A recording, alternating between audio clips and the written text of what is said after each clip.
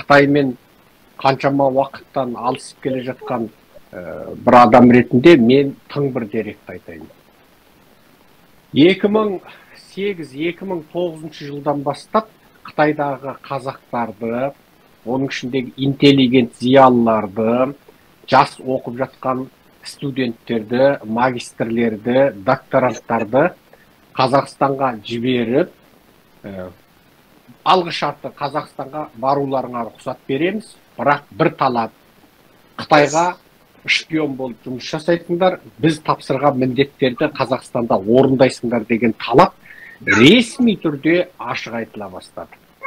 Мен жұмыс бабымен Пекинде, Шанхайда, Чыңдуда, Нанкин қаласында, Үрімшіде, Шиян қаласында, Тяньжин қаласында, Чинхоңдау, Бейдайхы, Шижажуан сияқты қалаларда болғанымда, мен қаншама қазақтың жастарымен, жасамыс азаматтармен кезіктім, тіпті оның ішінде интеллигент зиялылармен кезіктім.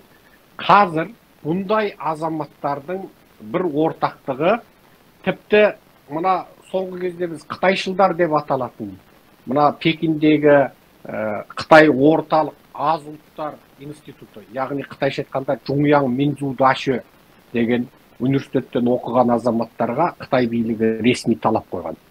Сендер бакалаврды Қытайда бітіресіңдер, сосын ары қарай сендерді Алматыда, Астанада Евразия университетіне магистрлыққа жібереміз, қаласаң Алматыдан, Астанадан екінің бір сатып ала алмайтын үй сатып алып береміз, саған қазақ тілінде кітап дайын тұрады, мысалы этнография туралы, тарих туралы, дін туралы, тәңіршілдік туралы, қазақтардың діни нанымындағы шииттік, шиғалық бағыттар деген сияқты, қазақтар ежелден бақсыға табынған деген сияқты, қазақтарды тәңіршіл, бақсышыл, шиға, шииттік компоненттері бар, шиизм менен сүнниттің қоспасында табынған деген, нанған деген сияқты, сондай біздің қазақ халқының идеологиясына теріс ықпал ететін сондай бағыттағы аталмыш тырнақша ішіндегі ғылыми зерттеу мақалаларын өздері алдын ала дайындап, тіпті тарих мәселесін,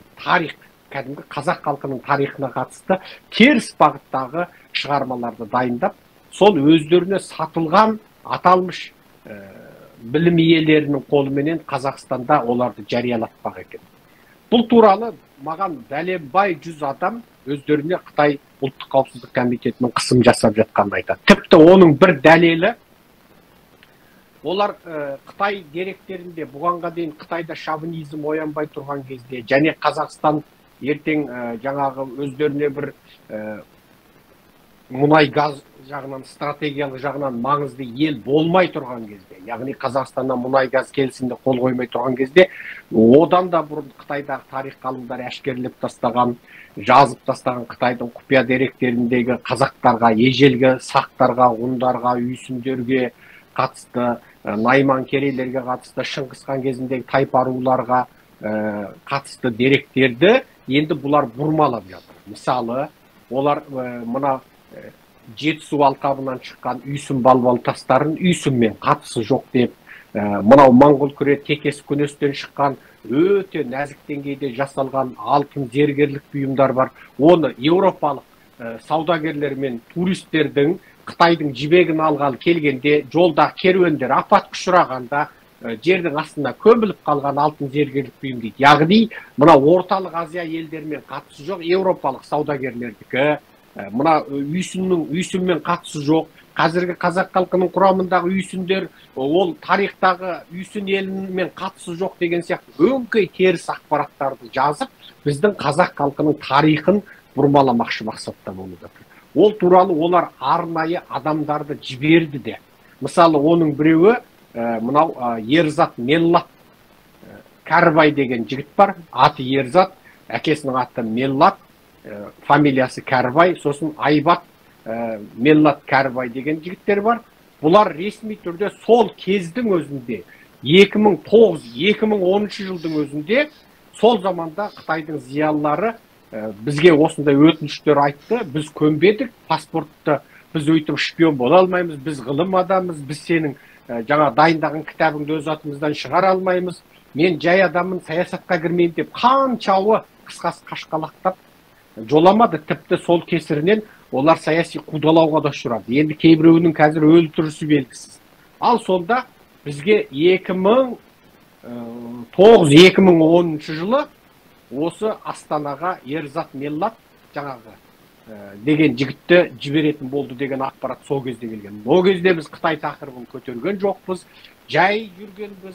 Ең соңында сол бізбен сөйлескен қаншама адам енді өстіп бір қолдан жасалған тарихшылар пайда болады Қазақстанда.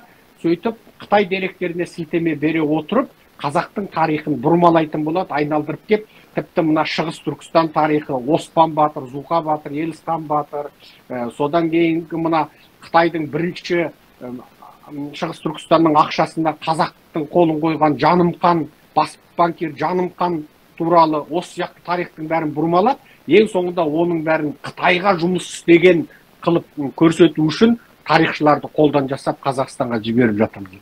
Сондықтан Қапар Ақаттың Жанарға сен Қазақстанға барғаннан кейін Қытайды мақтайсың деп талап қоюы 100% айтқандай.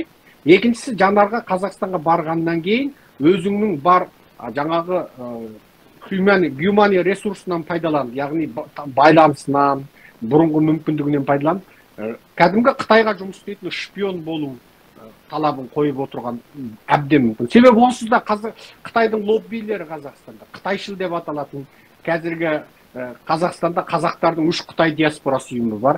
Дүкен Мәсімханның Қытай диаспорасы ұйымы бар, Мұқан Мамытханның Қытай диаспорасы ұйымы бар, Омарәлі Әділбек Рақымаевтардың Қытай диаспорасы ұйымы бар.